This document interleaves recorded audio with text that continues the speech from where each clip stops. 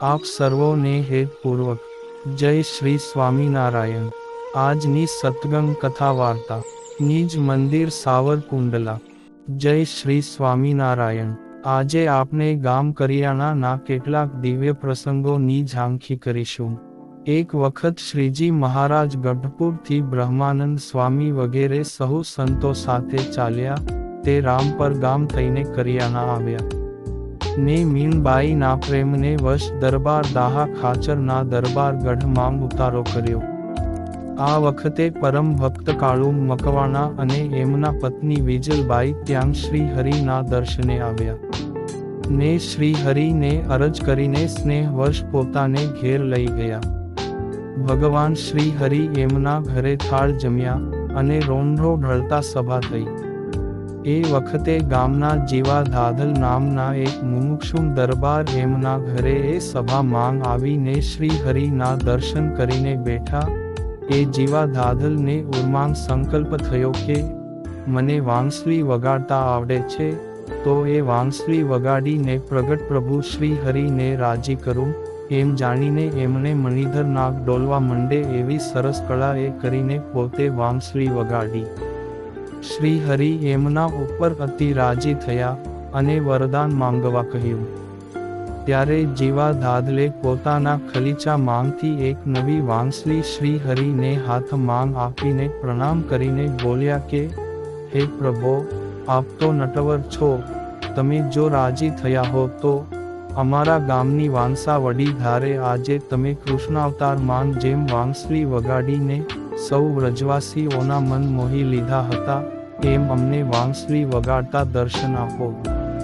એ સુની પોતાના ભક્તનો સંકલ્પ પૂરો કરવા સંધ્યા સમયે શ્રી હરિ સહુ સંતો ભક્તો સાથે વાંસા વડી ધારે જવા તૈયાર થયા। પરંતુ એ સમયે ઝીણો ઝીણો મેહ વરહતો હતો તે શ્રી હરિએ સંશય કર્યો તો જીવા ધાધલે શ્રી હરિને ધાબળો ઓઢાડ્યો।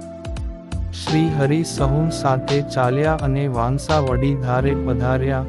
ત્યાં આવીને ઘણી ઘણી સહુને જ્ઞાન વાર્તા કરી। રાત્રે દોઢ પહોર વિત્યે પૂર્ણિમાનો ચંદ્રિમા ખીલી નીકળતા શ્રી હરિએ ત્રિભંગી ધારણ કરીને વાંસળી ધારણ કરીને અદ્ભુત તાન સાથે વાંસળી વગાડી। શ્રી હરિએ સામવેદનો રાગ આલાપ્યો, બૃહદંતર અને મહાવૈશ્વાનર નામના રાગો વગાડ્યા। ત્રિલોકમાંથી સહુ બ્રહ્મા ભવાદિક દેવતાઓ, શેષનાગ, દિગપાળો વગેરે સહુ આકાશ માંગ દર્શને આવ્યા। ગામના ભરવાડના વાડા માંગથી ગાયો પણ દોડી દોડી આવી ને શ્રી હરિને વીંટળાઈ વળી। એ સમયે સૌ કોઈને સમાધિ થઈ અને કાલિંદી તીરે શ્રી કૃષ્ણ ભગવાન વેણુનાદ કરતા હોય અને ગોપ ગોપીઓ વીંટળાઈને ઊભા હોય એવા દર્શન થયા। આમ કરિયાણા ગામની વાંસા વડી ધારે શ્રી હરિની જીવા ધાધલના સંકલ્પને પૂરો કરીને વેણુ વગાડીને સૌને દિવ્ય દર્શન આપ્યા।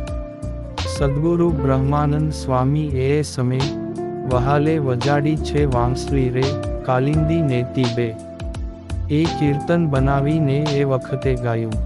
હાલ પણ જે જગ્યાએ શ્રી હરિએ વાંસળી વાદન કર્યું હતું એ ઝાલરિયા પથ્થરો છે।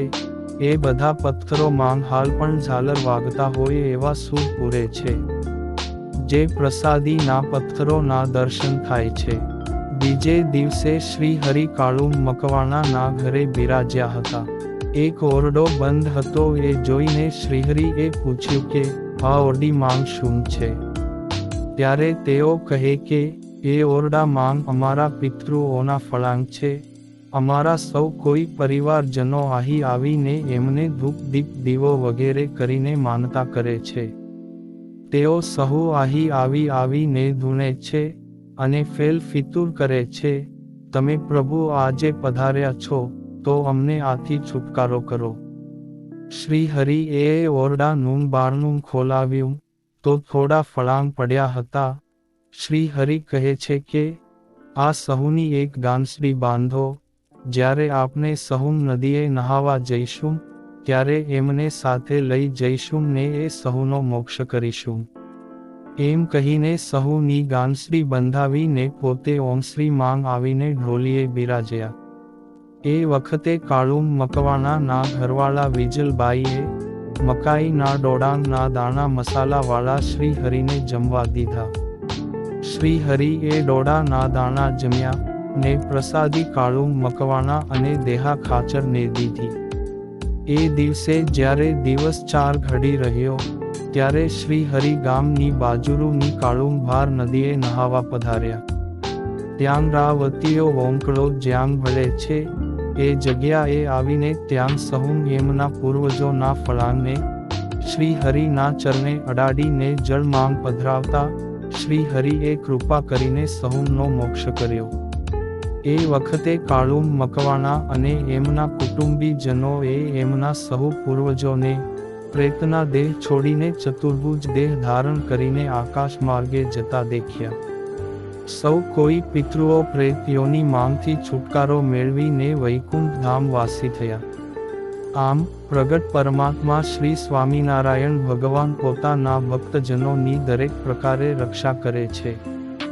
જય શ્રી સ્વામિનારાયણ.